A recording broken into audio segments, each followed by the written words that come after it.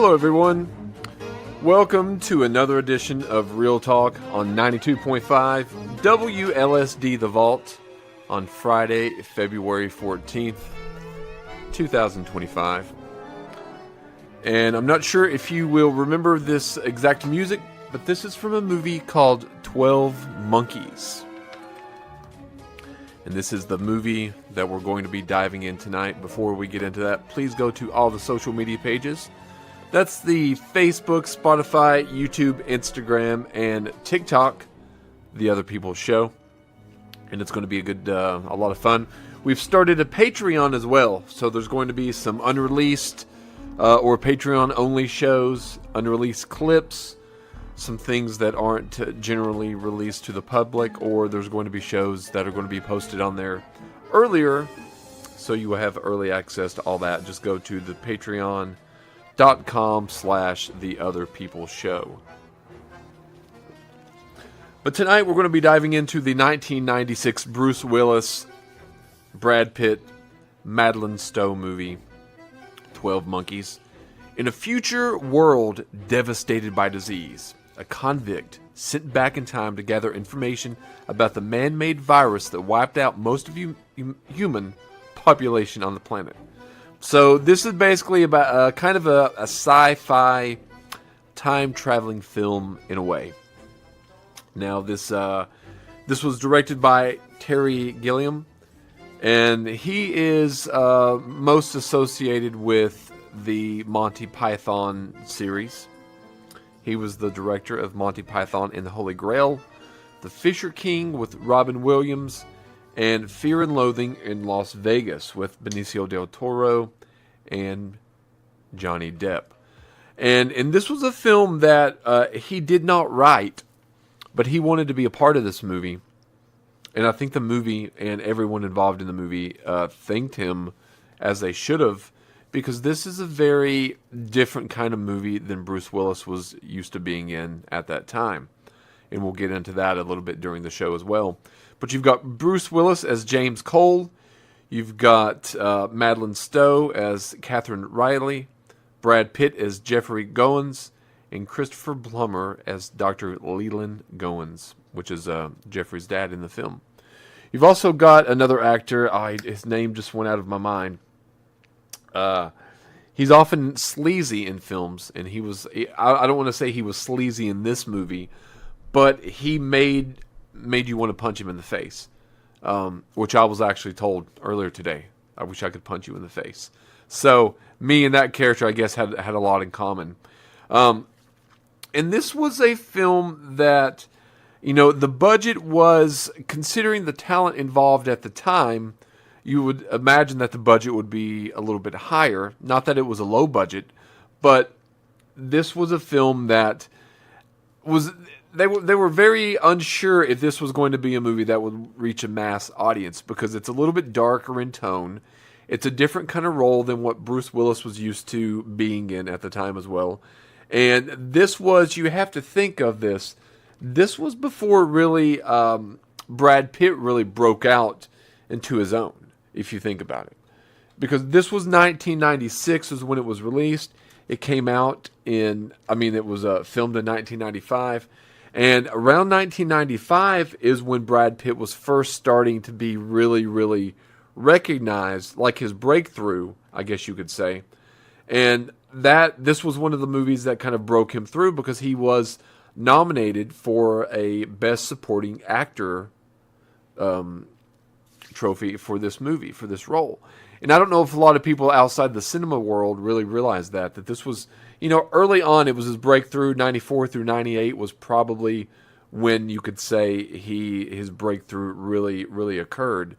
But up until this point, there had not been that huge thing. He was in a movie called Cool World, which is kind of a cartoon movie meets real life, live action. Kind of like a darker Who Framed Roger Rabbit, I guess you could say. A River Runs Through It, he was in that. California, he had the small role in True Romance. Interview with a Vampire was kind of his big breakthrough. He was also shirtless, I guess, in Thelma and Louise, and I think that caught a lot of eyes as well. And then in 94, he had Interview with a Vampire, Legends of the Fall, In 1995, he had Seven, which is a breakout. And, to this day, I would say Seven is probably the best serial killer movie out there. I would put it up against anything else. I do think it's better than Silence of the Lambs. I do think it's better than Red Dragon. I do think it's better than Hannibal. I'm trying to think of some other, serial killer films, but I do think Seven is probably one of the best. Probably in my top 10 movies of all time. And then after these movies, 7, 12 Monkeys. Then he had the movie Sleepers, The Devil's Own with Harrison Ford, 7 Years in Tibet, Meet Joe Black, Fight Club, The Mexican. And then it just kind of goes on and on. So this was early on in his career. And Bruce Willis, although he had been in countless movies that Bruce Willis has been, one of the biggest actors of all time. He was in The Fifth Element, Armageddon, The Sixth Sense, Unbreakable, The Whole Nine Yards, Sin City, Rooper, the Die Hard franchise, Moonlighting. I mean, the list just goes on and on. And, I've always had a soft spot in my heart for Bruce Willis, just due to the fact that, he came out at a very I came to know him at a very impressionable age in my life. And he, up until 2022, he was, a constant. Even his lesser fare, like Hudson Hawk or Striking Distance. Some people say The Last Boy Scout was a flop, but it wasn't. Pulp Fiction as Butch. It goes on and on. But there's no other role in Bruce Willis's filmography that's quite like 12 Monkeys. This one stands out because although Bruce Willis has done sci-fi before, when he did the Fifth Element and things like that, and he's done action constantly, this was more of this was the Bruce Willis where I saw the sadness in his eyes. It was a really emotional character, James Cole, and he felt vulnerable in a way that I don't really ever see Bruce Willis be vulnerable on screen. And when up on the rewatch, I hadn't seen this movie in quite some time, to be honest with you. It had been, I don't know, to be honest. I think the last time I'd seen this movie was at least 10 years ago. And I had more appreciation for it this time. And I wished, I got to be honest, I wasn't able to give 100% concentration to the film. And that's my fault. I try not to do that. But, sometimes life does, you have to deal with life and things that are going on. So I wasn't really able to give this, I would love to give it a fourth or fifth watch. I bought this movie when it came out on VHS. And if you remember back in the VHS days, you can go into a lot of video stores, especially like a Blockbuster or a Movie Stars, and they would have many copies of the same movie. And after a couple weeks out, they would put them up for sale. Usually a 5 for 20, 5 for 25 kind of a deal, and 12 Monkeys was one of my purchases. Now, where it only came out on about, I think it came out around 1,200 theaters. It didn't really come to the region that I lived in. It didn't come around the Wise or Coburn or Norton area. And there was a snowstorm during that time of year. The Christmas season of 1995 into the blizzard of, it was, I don't know if it would be considered a blizzard, but I do know that I was unable to get to the Tri-Cities to catch this movie. So the first time that I did get to see it was on VHS. And it's I remember being, I don't want to say disappointed, but it was confused. It was a confusing movie. I was a teenager, and now looking back and revisiting, which I have I think 3 times since then, it's gotten better every single time, and this time was no exception. Now, here's a few facts of this movie. The shots where the wrong thing. Terry Gilliam was afraid that Brad Pitt wouldn't be able to pull off the nervous, rapid speech that his character has in the movie, so he sent him to a speech coach. But in the end, it just took, all he did was to get Brad Pitt's performance was to take Brad Pitt's cigarettes away. and he played the part exactly as Gilliam had wanted. Brad Pitt was a chronic chain smoker, and he was just like, all right, no more cigarettes. And that's going to help you enhance your performance. And, if you go in knowing the kind of character that Brad Pitt is in this movie, his performance is phenomenal. He does get a lot of these nervous tics and the rapid speech and slightly kooky, erratic person down to a T. And he does a fantastic job. Now, although it's never addressed directly in the movie, the script and some promotional material reveal that the future scenes that take place in this movie were 2035. So only 10 years from now. So it would have been, the movie takes place in between a couple different years. Now we learn that the future, which is the present in the movie, is around 2035. And then James Cole happens to go back to stop the virus or attempt to. And he goes back to 1996. And he goes also back to 1990 as well. Terry Gilliam's first choice for the lead role was James Cole, was Jeff Bridges, whom he had enjoyed working with on The Fisher King, which also starred Robin Williams. But the studio wanted a bigger star, so they cast Bruce Willis instead.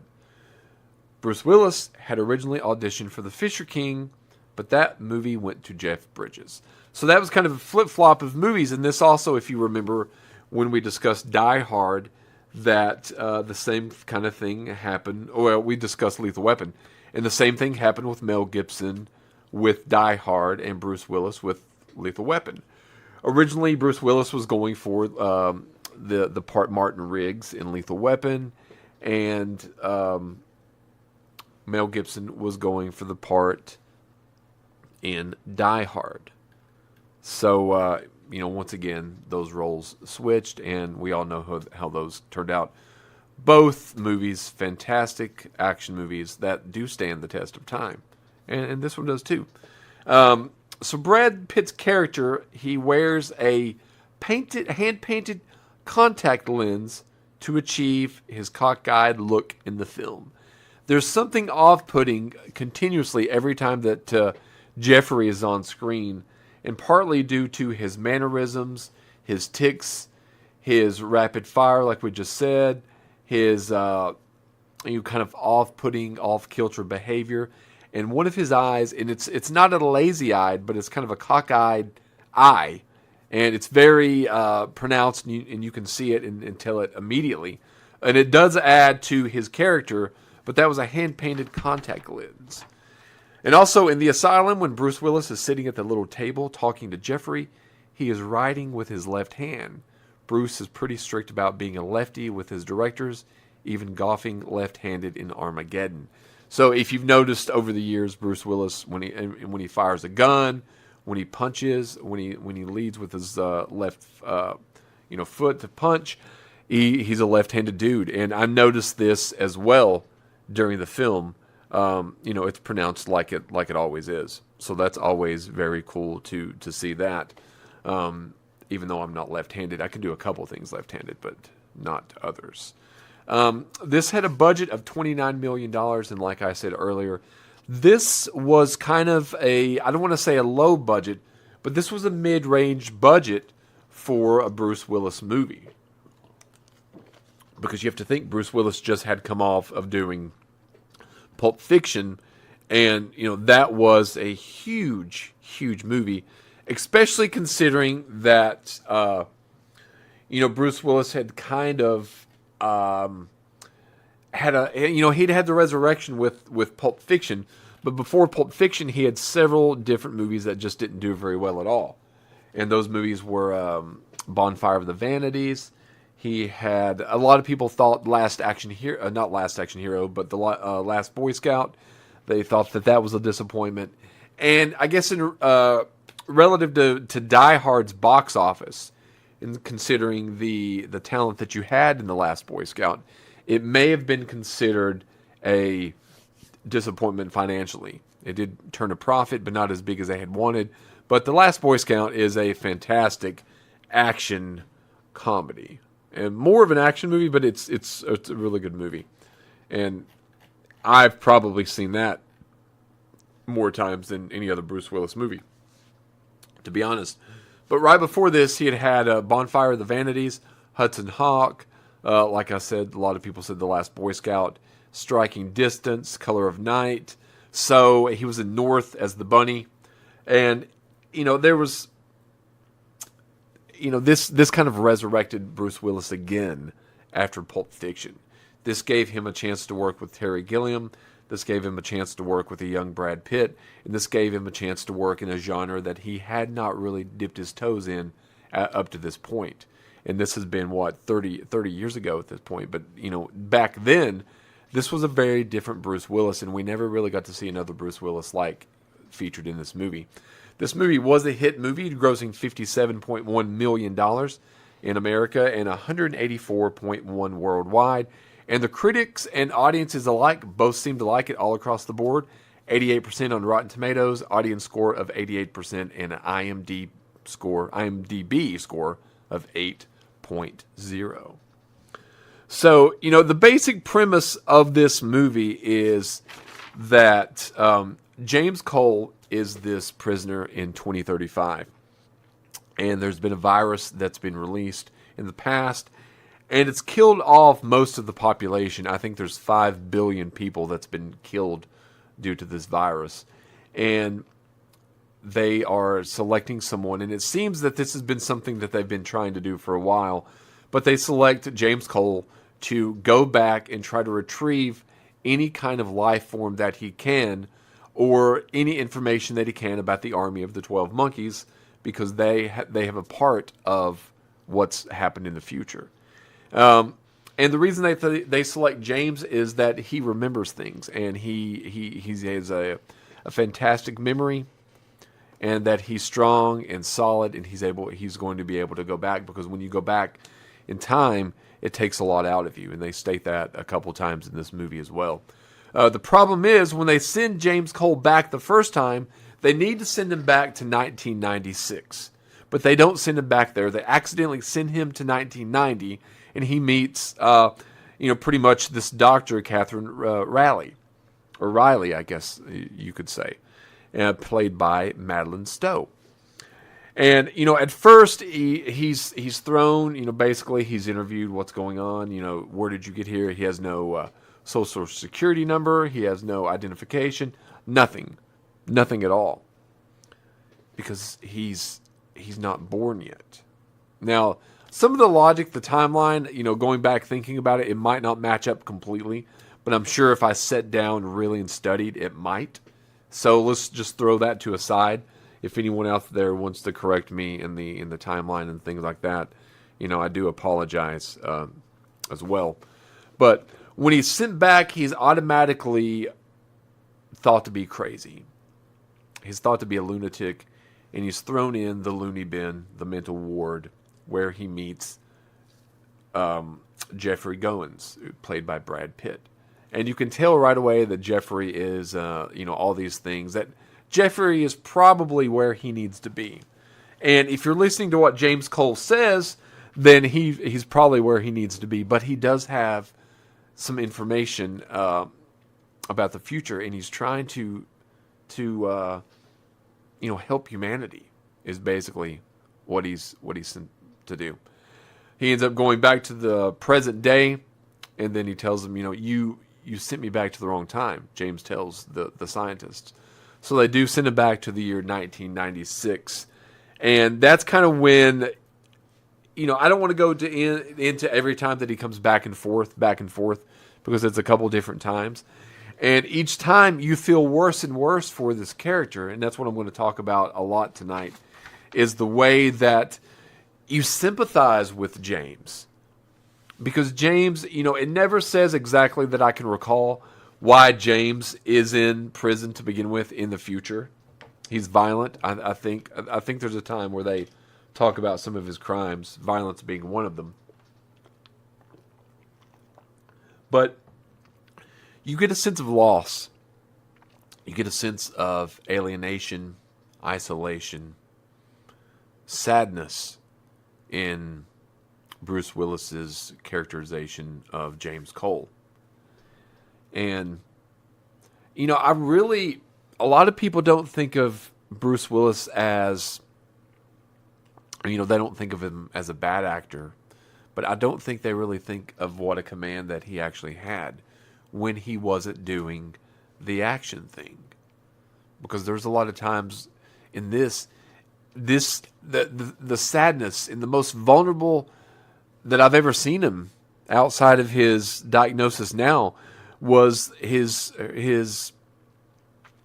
you know, the way he admits it on the screen in 12 Monkeys. And, you know, this, you could say this is a time traveling kind of tale, and it is to a certain extent. But, you know, more so than that, the basic story is he is sent back a couple times to try to bring something that can help stop this virus from taking out the world, is the basic premise. And I'm not going to give away the ending. This is the movie that I do not want to give away the ending if you've seen the movie. And there was a TV show of this. I've never seen the TV show. But if you've seen the movie, you'll probably remember the ending. But for those of you who haven't, I recommend going in blind. Don't be doing any other research other than the show. The characters, we'll get onto those characters. The three that I've mentioned, the main ones. We've got Bruce Willis as James Cole, Madeline Stowe as Dr. Catherine Riley, and Brad Pitt as Jeffrey Goins. And they all do a fantastic job. Madeline Stowe, now I don't know if a lot of people do remember her. She was, you know, kind of had this little run in the early to mid 90s. I never did think that she was really, you know, the breakout. I mean, she started in 1987 in Stakeout. She was in Revenge with Kevin Costner, Unlawful Entry with Kurt Russell. She was in Last of the Mohicans with Daniel Day-Lewis. Blink, she was in that. I think Blink was with Aidan Quinn. Aidan Quinn. So she was kind of, you know, the go-to, one of the go-to women actresses. But she's for thrillers, it seems to be, the two Jakes. She seems to be in that. She was in The General's Daughter in 1999. And, you know, she kind of seemed to, now looking at her filmography, to be honest with you, she stopped doing movies in 2003. She retired from doing movies in 2003. She did some television after that, and she's done some television since then. She was on the show Revenge from 2011 until 2015, it looks like. 89 episodes. But she probably, you know, I don't know exactly, but she probably had a child. A lot of actresses take time off to help raise the child. When the child's a little bit older, they come back. So I think that's what happened with her. But she had a good little career going, working with some of the best actors and actresses in Hollywood. You know, you've got Kevin Costner, Kurt Russell, the best actor probably of all time, or one of the many, Daniel Day-Lewis. She was in a movie called Shortcuts, which was a Robert Altman film, but it was like a, I guess you could say an ensemble, because it had people like Andy McDowell, Julianne Moore, Matthew Modine, Fred Ward, Chris Penn, Robert Downey Jr., Tim Robbins, Peter Gallagher. I'm trying to think who else. Huey Lewis was even in Robert Altman's Shortcuts. I've never seen it, but it did get good reviews at the time, and it helped put Robert Altman back onto the map after he fell out after the apparently disastrous rendition of, or not remake, but make of production of Popeye with Robin Williams, which I've actually never seen. But yeah, I say all that to say that she did a good job.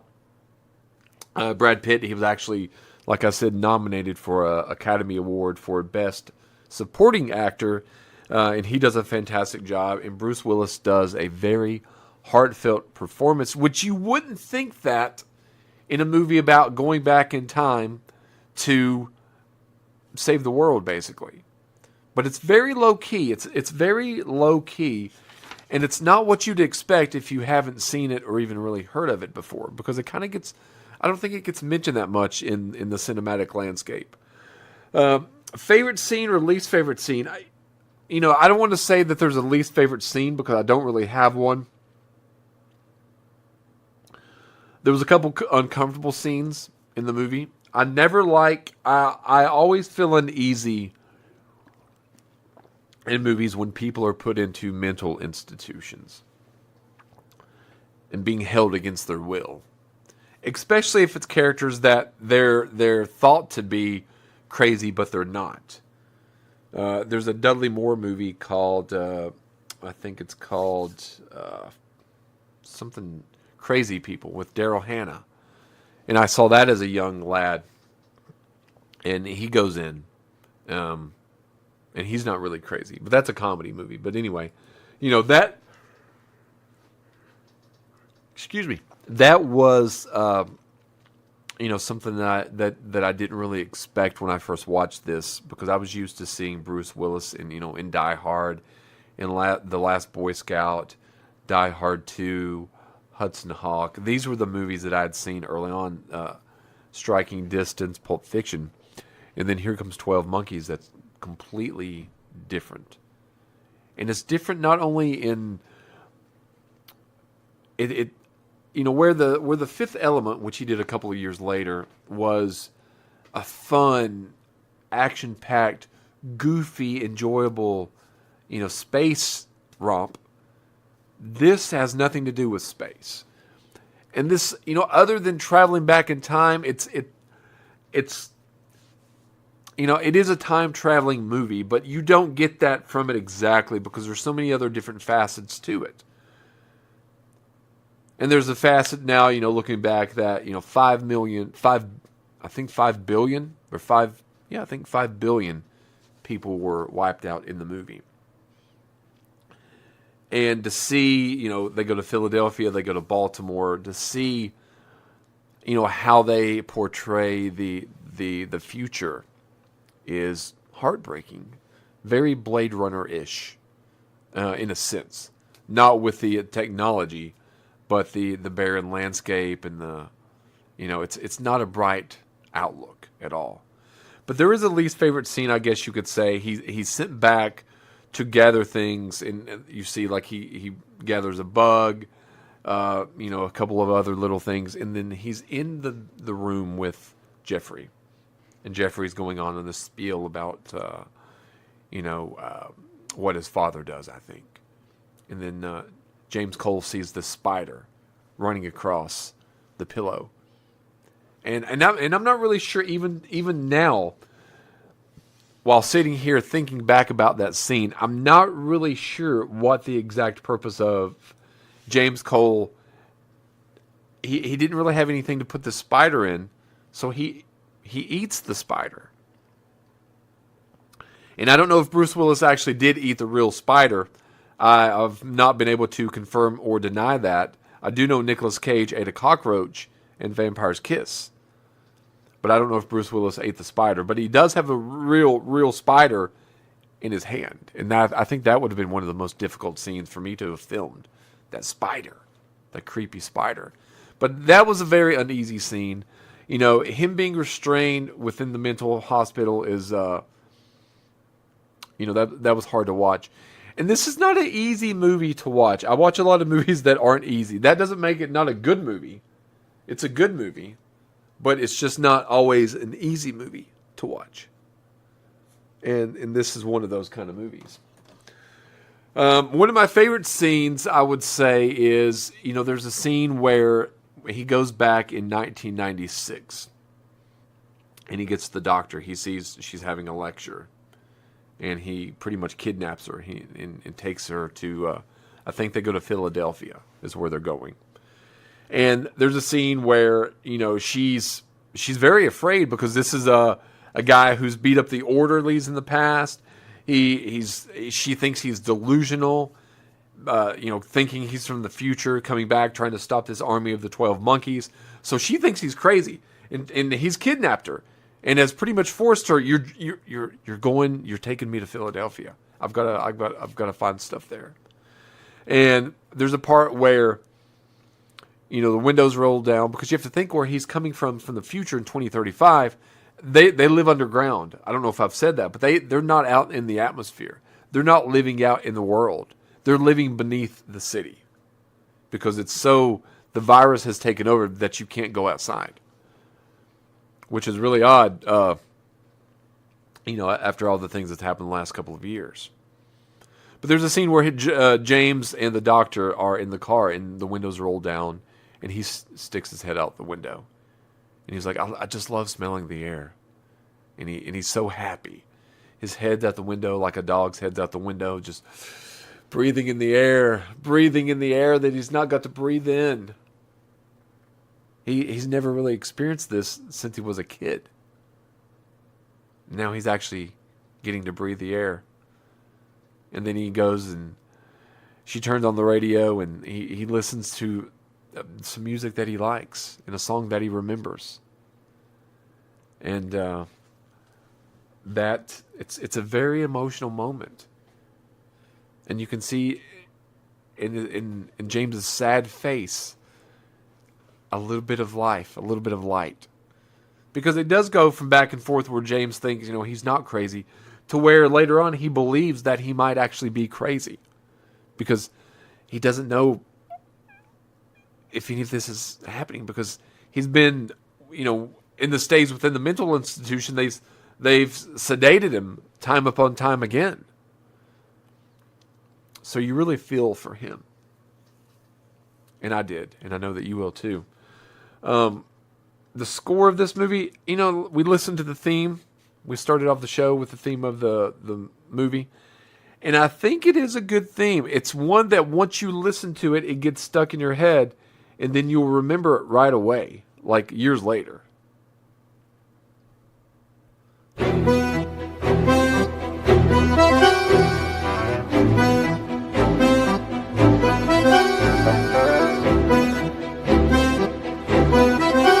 Yeah, I think it's very memorable.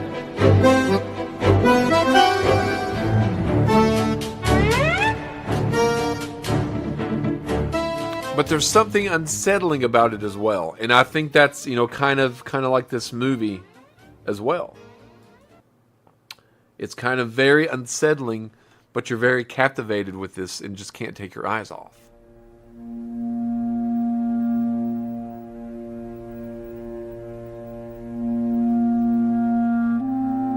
And I do think this movie has a good score. I hadn't really thought about this in the past when I've watched it, other than the main theme.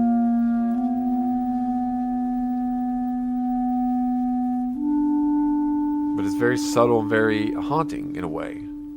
It's very kind of sad. You've got these stringed instruments.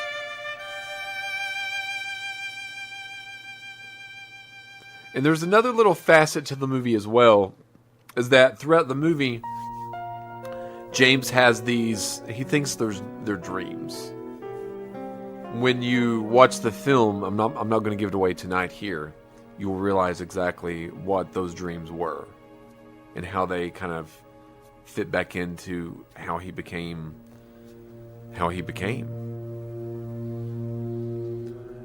Originality, I do think this movie is very original. I've not watched a lot of time traveling movies, I gotta be honest with you, but this is one that is very captivating.